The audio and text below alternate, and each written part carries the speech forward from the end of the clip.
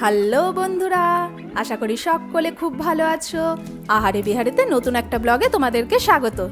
বন্ধুরা, আজ আমি তোমাদের সাথে যে ইউনিক রেসিপিটা শেয়ার করব না, সেটা দেখতে যতটা টেম্পটিং, খেতেও কিন্তু ঠিক ততটাই এ ক্লাস। আর টেস্ট করলে মনে হবে যেন রেস্টুরেন্টে বসে কোনো একটা নতুন ডিশ ট্রাই করছো। আর সেটাও আমি বানিয়ে ফেলবো এমন একটা জিনিস দিয়ে, যেটা বাড়িতে থাকলে আমরা ভেবে পাই না যে এটা দিয়ে নতুন কি বানানো যেতে পারে।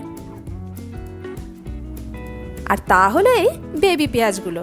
এই গরমকালের দিনে এই বেবি পেঁয়াজগুলো আমাদের সকলের বাড়িতেই প্রায় থেকে থাকে, কিন্তু এটা দিয়ে কী বানানো যেতে পারে তা আমরা ভেবে পাই না। নিয়েছি লাল দেখে ছোটো মাপের বেশ কয়েকটা টমেটো, আর নিয়েছি কয়েকটা আদার টুকরো। আদাগুলোকে এইভাবে আমি গোল স্লাইস করে ছোট ছোট টুকরো করে বেশ কয়েকটা টুকরো কেটে নিয়েছিলাম।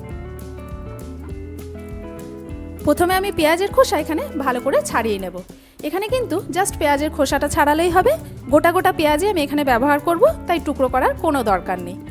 গরমের দিনে এই পেঁয়াজগুলো আমাদের সকলের বাড়িতেই প্রায় থেকে থাকে। ছাঁচি পেঁয়াজের থেকে জাস্ট একটুখানি বড়। ঠান্ডা ভাতের সাথে কাঁচা খাওয়া ছাড়া এটা দিয়ে যে আমরা নতুন কি রেসিপি বানাবো তা আমরা ভেবে পাই না। তাই আজ আমি তোমাদের সাথে শেয়ার করব একটা দুর্দান্ত রেসিপি।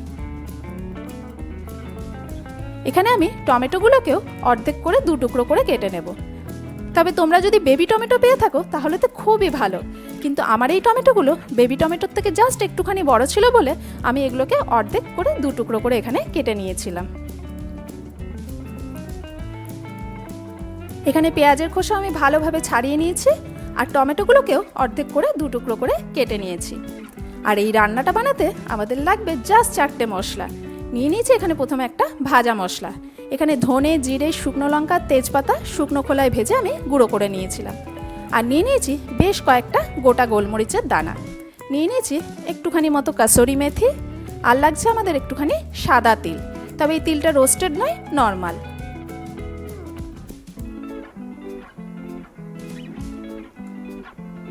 কড়াইয়ে দিয়ে দিলাম সামান্য একটুখানি সাদা তেল।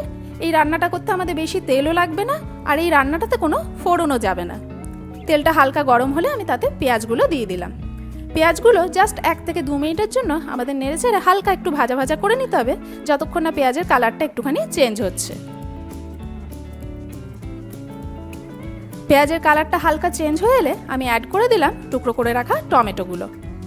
টমেটোগুলোকে দিয়েও আরও একটুখানি আমি নাড়াচাড়া করে নেব, যাতে টমেটোগুলো একটুখানি নরম হয়ে যায়। এই পেঁয়াজগুলো যেহেতু খুব বেশি ঝাঁঝ হয় না, একটু মিষ্টি মিষ্টি ভাব থাকে, তাই এই রান্নার স্বাদও কিন্তু একদম ইউনিক হবে। টমেটোগুলোকে দিয়েও আমি বেশ কিছুক্ষণ নাড়াচাড়া করে একটুখানি নরম হওয়ার পর আমি অ্যাড করে দিলাম আদার স্লাইস টুকরোগুলো। সেটাকে দিয়েও আমি খুব ভালোভাবে মিক্স করে আরও একটুখানি নাড়াচাড়া করে নেব। এই রান্নাটা কিন্তু খুব কম সময়ে আর মাত্র কয়েকটা উপকরণ দিয়ে খুব ইজিলি বানানো যায়। তার জন্য বাচ্চাদের টিফিন বক্সে বা লাঞ্চ বক্সের জন্য একদম পারফেক্ট, কম সময়ে দুর্দান্ত স্বাদের এক রেসিপি। এরপরে আমি দিয়ে দিলাম গোটা গোলমরিচগুলো। সেটা দিয়েও আমি আরেকটুখানি নাড়াচাড়া করে নেব।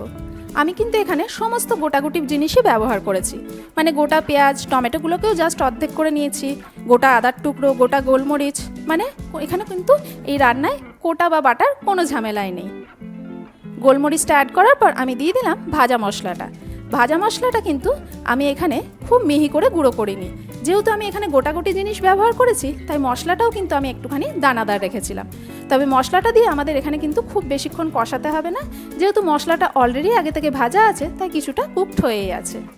মশলাটা দিয়ে মিক্স করার পর আমি দিয়ে দিলাম আন্দাজ মতো নুন।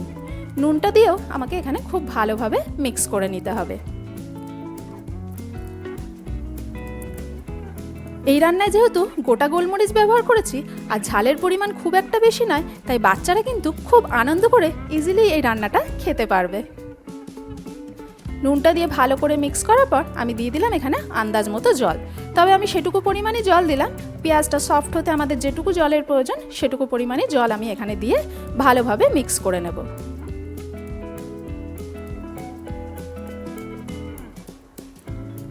এরপর আমি দিয়ে দিলাম এখানে সামান্য একটুখানি কাশ্মীরি লঙ্কার গুঁড়ো, জাস্ট কালারটাকে আরও ভালো করার জন্য। তবে তোমরা না চাইলে নাই দিতে পারো, অলরেডি যেহেতু আমরা এখানে টমেটো ব্যবহার করেছি, এমনিই কিন্তু কালারটা সুন্দর আসবে। এরপর এটাকে মিডিয়াম ফ্লেমে চাপা দিয়ে আমি 10 মিনিটের জন্য হতে দিলাম। 10 মিনিট পর ঢাকনা খুলে আমি একবার চেক করে নেব যে পেঁয়াজগুলো আমাদের এখানে কতটা সফট হয়েছে। এই পেঁয়াজগুলো কিন্তু গরমকালে খাওয়া এমনিতেও বেশ ভালো, একদমই লু লাগতে দেয় না, তাই এই পেঁয়াজ গরমে কিন্তু সকলের বাড়িতেই খুব বেশি ব্যবহার হয়। পেঁয়াজ কিন্তু আমাদের এখানে ভালোভাবে সফট হয়ে গেছে, কাটার মধ্যে ভালোভাবে ঢুকেও যাচ্ছিল। এরপর আমি অ্যাড করে দিয়েছিলাম প্রায় 1 চামচ মতো কর্নফ্লাওয়ার গোলা জল।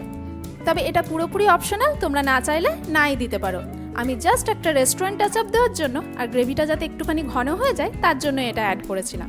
এটা দেওয়ার পর খুন্তির সাহায্যে হালকা হাতে প্রেস করে করে আমি চেষ্টা করেছিলাম যাতে পেঁয়াজের উপরের একটা করে লেয়ার যাতে খুলে যায়। তার ফলে গ্রেভিটা খেতে যেমন ভালো হবে, দেখতেও কিন্তু ভীষণই সুন্দর হবে। এইভাবে হালকা হাতে প্রেস করে আমি একটু করে পেঁয়াজের ওপরের লেয়ারগুলো খুলে দিয়েছিলাম। তারপরে আমি দিয়ে দিয়েছিলাম একটুখানি ক্রাশ করা কাসুরি মেথি। কাসুরি মেথিটাকে দিয়েও এখানে খুব ভালো করে প্রথমে মিক্স করে নেব। তারপর আমি অ্যাড করে দিয়েছিলাম বেশ খানিকটা সাদা তিল। তিলটা দেওয়ার পর ভালোভাবে মিক্স করে আমি এখানে গ্যাসের ফ্লেমটা অফ করে দিয়েছিলাম, কারণ এই অবস্থায় যদি গ্যাসের ফ্লেমটা না অফ করি তাহলে গ্রেভিটা কিন্তু আরও ঘন হয়ে যাবে। তবে এখনই আমি রান্নাটা নামাবো না, জাস্ট আরও 1 থেকে 2 মিনিটের জন্য এইভাবেই রেখে দেবো যাতে তিলটা ভালোভাবে নরম হয়ে যায় এবং কুকডও হয়ে যায়। ব্যাস রেডি হয়ে গেল আমাদের দুর্দান্ত স্বাদের বেবি অনিয়ন আর টমেটোর সবজি। তবে এই রান্নাটার কী নাম দেওয়া যেতে পারে সেটার রিকোয়েস্ট আমার তোমাদের কাছে রইল। তবে এটার গ্যারেন্টি আমি দিতে পারি, খেতে কিন্তু অসাধারণ হয়েছিল। আর এই রান্নাটা শুধু রুটি বা পরোটার সাথে নয়, ফ্রাইড রাইস, কার্ড রাইস বা জিরা রাইসের সাথেও দুর্দান্ত জমে যায়। রান্নাটা করতে যেরকম কম সময় লাগে, উপকরণও কিন্তু ঠিক ততটাই কম লাগে। তাই বন্ধুরা, আমার তোমাদের কাছে রিকোয়েস্ট রইল অবশ্যই একবার বাড়িতে বানিয়ে। আর ওপর থেকে দিয়ে দিয়েছিলাম গার্নিশিংয়ের জন্য একটুখানি রোস্টেড সাদা তেল। বন্ধুরা, আমার এই ইউনিক রেসিপিটা যদি তোমাদের ভালো লেগে থাকে প্লিজ একটা লাইক করো আর অবশ্যই শেয়ার করো, আর চ্যানেলটিকে সাবস্ক্রাইব করার অনুরোধ রইল।